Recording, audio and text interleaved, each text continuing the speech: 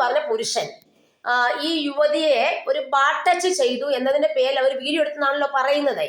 അപ്പൊ ഞാനൊരു കാര്യം ചോദിച്ചോട്ടെ, ഈ യുവതി വളരെ മച്ചുറായ, വിദ്യാഭ്യാസമുള്ള, വിവാഹം കഴിച്ച, അതുമാത്രമല്ല തിരഞ്ഞെടുപ്പിലൊക്കെ നിന്ന് മത്സരിച്ച് വിജയിച്ച ഒരു പൊതുപ്രവർത്തകയല്ലേ?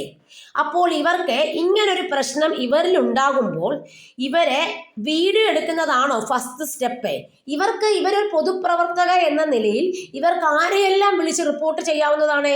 ഈ ശ്രീകണ്ഠൻ നായരുടെ നമ്മൾ തമ്മിൽ എന്ന ഷോയ്ക്കകത്ത് ഇതിനെക്കുറിച്ച് ഡിസ്കഷൻ ഉണ്ടായിരുന്നു. അപ്പോൾ അതിനകത്തെ ഒരു നീല ചുരിദാർ ഇട്ടതും പിന്നെ വേറൊരു സാരി ഉടുത്ത ഒരു ചേച്ചിയും, ആ നീല ചുരിദാറിട്ട് ആ യുവതിയോടെ നല്ല റെസ്പെക്ട് തോന്നുകയാണ്. കാരണം അവരത്ര പക്വതയുടെ കാര്യങ്ങൾ പറയുന്നത്, അവര് പറയുന്നത് വളരെ നമുക്ക് കേട്ടിരിക്കാൻ തോന്നും. അത് അങ്ങനെ വേണം സമൂഹത്തിൽ നല്ല ആൾക്കാരെ വിളിച്ച് നിങ്ങൾ ഷോ നടത്തേ. അല്ലാതാണ് ആ കണ്ണാടി വെച്ച പുള്ളിക്കാരിയും പിന്നെ ആ ശ്രീലക്ഷ്മിയും ഇവരെയൊക്കെ വിളിച്ച് ഷോ നടത്തരുതേ. ഇത് ജനങ്ങളിലേക്കുണ്ടല്ലോ വല്ലാത്ത ഒരു അരോചകം ഉണ്ടാക്കിക്കൊണ്ടിരിക്കുകയാണ്.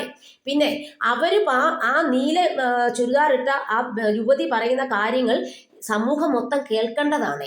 പിന്നെ അവിടെ സാരി ഉടുത്ത ഒരു ചേച്ചി പറയുന്ന കാര്യവും കേൾക്കേണ്ടതാണ്. ഈ ഷോ നിങ്ങൾ ആരും കണ്ടിട്ടില്ലെങ്കിൽ നിങ്ങൾ എല്ലാവരും ഈ ഷോ ഒന്ന് കാണുക. എന്നിട്ട് നിങ്ങൾ എനിക്ക് കമന്റ് ഇട്ടാൽ മതി. സമൂഹത്തെ നശിപ്പിക്കാനാണ് ഇവിടെ കുറെ സ്ത്രീകൾ വരുന്നതെന്ന് എനിക്ക് ഈ ഷോയിലൂടെ പിടികിട്ടി.